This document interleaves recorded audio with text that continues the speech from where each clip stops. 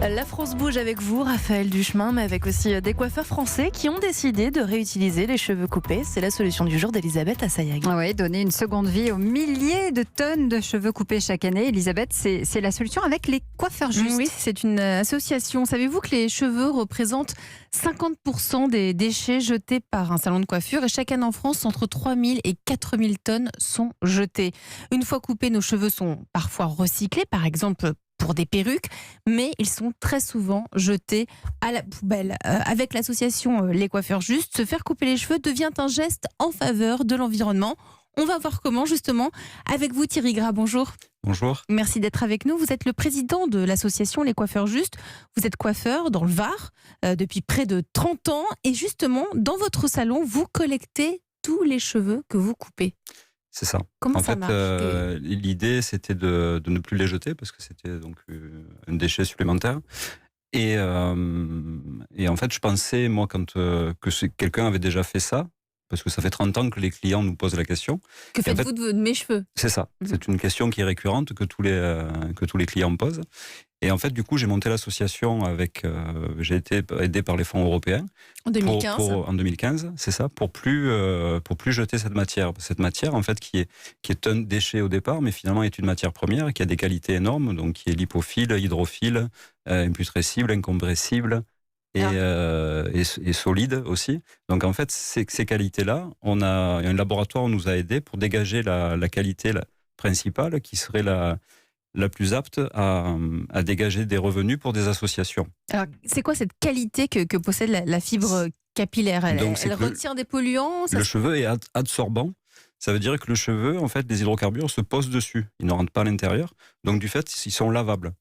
Ça veut dire que ces filtres-là sont posés dans la mer, dans des collants, en fait, pour les tenir. Et ils peuvent être lavables. Donc, on récupère les hydrocarbures une fois que c'est lavé, et ils peuvent servir entre 6 et 10 fois.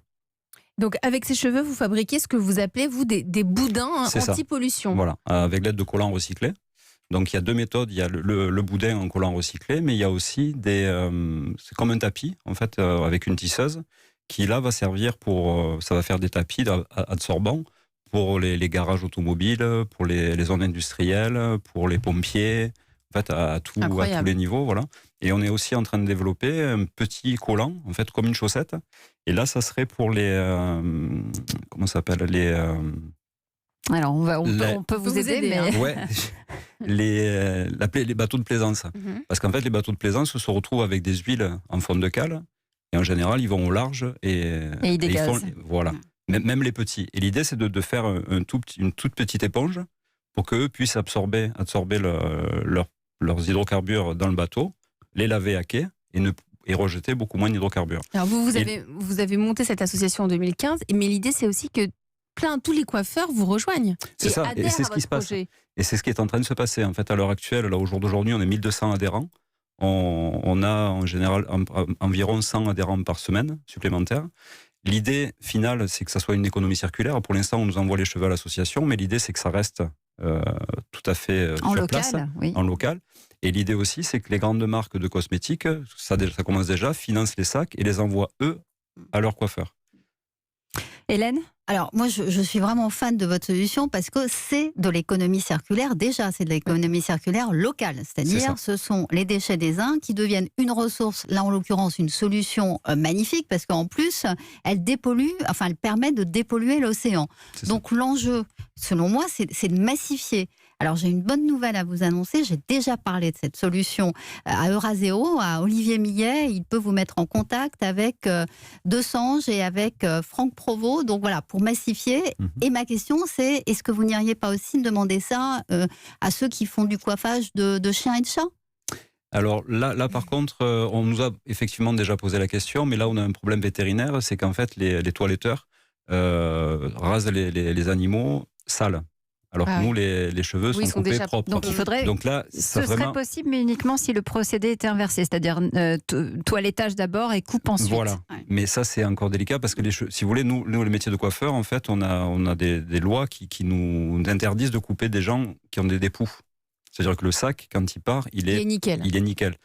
alors que dans les toiletteurs, il peut y avoir des puces, et là, ça risque d'être très compliqué.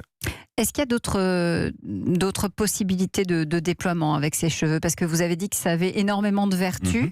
Est-ce que vous avez déjà d'autres produits en tête? Ah oui, en fin de vie, une fois qu'ils ont été utilisés comme filtre, ils peuvent servir comme isolant. Aussi, ça veut dire qu'en fin de vie, on ne les jette encore pas. Et c'est un très bon isolant phonique et thermique.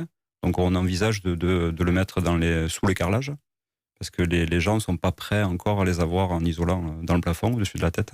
Pour les coiffeurs qui nous écoutent, il faut adhérer à votre association Les Coiffeurs Justes pour pouvoir envoyer les sacs de cheveux. Comment ça marche? En fait, pour l'instant, les coiffeurs deviennent adhérents à l'association. C'est 25 € à l'année de date à date.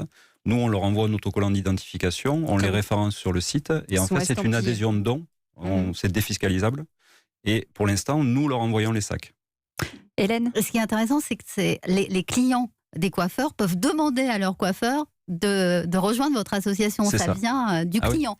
Oui. Et c'est même pire, encore mieux, c'est qu'on a des particuliers qui récupèrent leurs cheveux sur les brosses et qui nous envoient des courriers à l'association. On peut faire ça? Oui.